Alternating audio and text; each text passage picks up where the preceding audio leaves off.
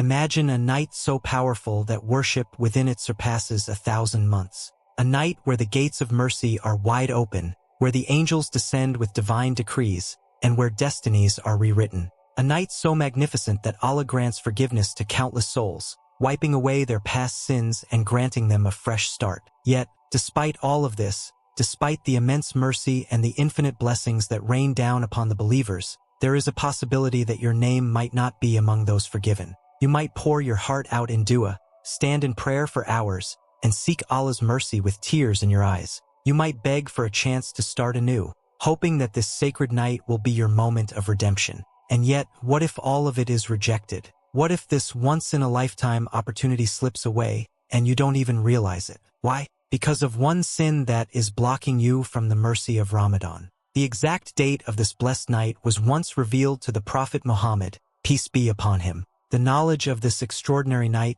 the most powerful and spiritually charged night of the year, was within his grasp. But something happened, something so serious that he was made to forget it. What was it? A petty argument between two Muslims. The Prophet, peace be upon him, said, "I came out to inform you about the night of power, but so and so and so and so were quarreling, and the knowledge of it was taken away. Perhaps that is better for you. This should send a shiver down our spines." If a mere dispute was enough to make the Prophet, peace be upon him, forget the greatest night, then what about us? If we hold grudges, if we engage in endless arguments, if we refuse to forgive others and insist on nursing resentment in our hearts, how can we expect to taste the blessings of this night? How can we expect our prayers to be answered when our hearts are filled with bitterness? If a simple disagreement between companions of the Prophet, peace be upon him, resulted in the knowledge of this night being withheld, then imagine what our own disputes might be doing to our spiritual connection with this night. This is not just a night of mercy,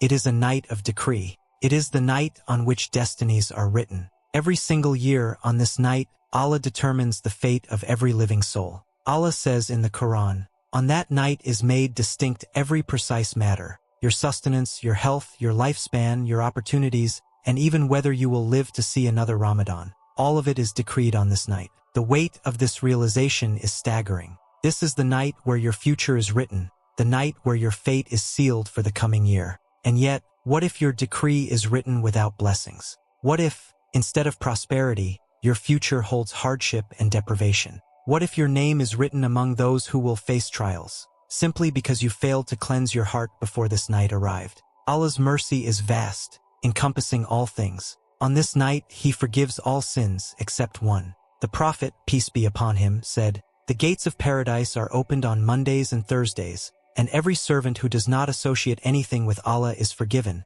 except for the one who harbors enmity against his brother." It is said, delay these two until they reconcile. If you have wronged someone, if you owe someone an apology, if you have broken ties, if you carry hatred in your heart, know that this alone could be the reason your Ramadan is rejected. You may stand in prayer all night, crying and pleading for forgiveness, but if you have hurt someone and refuse to make amends, your record remains stained. Many people assume that they will witness Ramadan again. They believe that they will have more chances in future years to make up for their mistakes. But what if this is your last chance? What if this is the final opportunity you are given to change your fate? What if, on this very night, the angels write your decree for the upcoming year, and your name is placed among those who will not see another Ramadan? What if your fate is sealed tonight? Every year, thousands of people assume they have time. They plan for future Ramadans. They postpone making things right with others. And then their time runs out. Death comes without warning, and the chance to seek forgiveness is lost forever.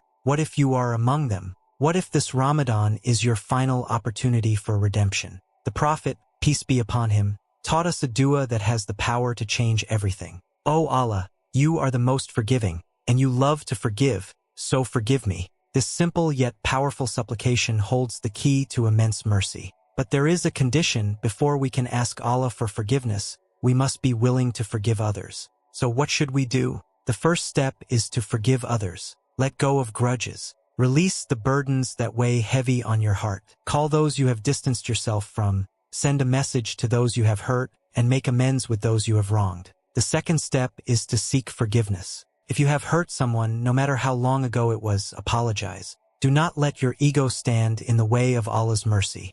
Do not allow arrogance to rob you of the blessings of this night. The third step is to repent sincerely. Turn to Allah with a heart free of hatred, a heart that has been purified by the act of forgiveness. Ask Him to cleanse you, to accept you, and to grant you His mercy on this night. And finally, pray with a pure heart. Stand in prayer, knowing that you have done everything in your power to remove any barriers between you and your Creator. The night is here. The angels are descending. The gates of mercy are wide open. But will you let one sin block you from the greatest night of your life? Will you allow your grudges, your pride, and your unresolved conflicts to deprive you of Allah's mercy? Or will you seize this moment, purify your heart, and secure a decree filled with blessings? The choice is yours, but time is running out. The night is slipping away, and with it, your opportunity for redemption. Do not let another Ramadan pass you by. Do not stand before Allah on the day of judgment, filled with regret,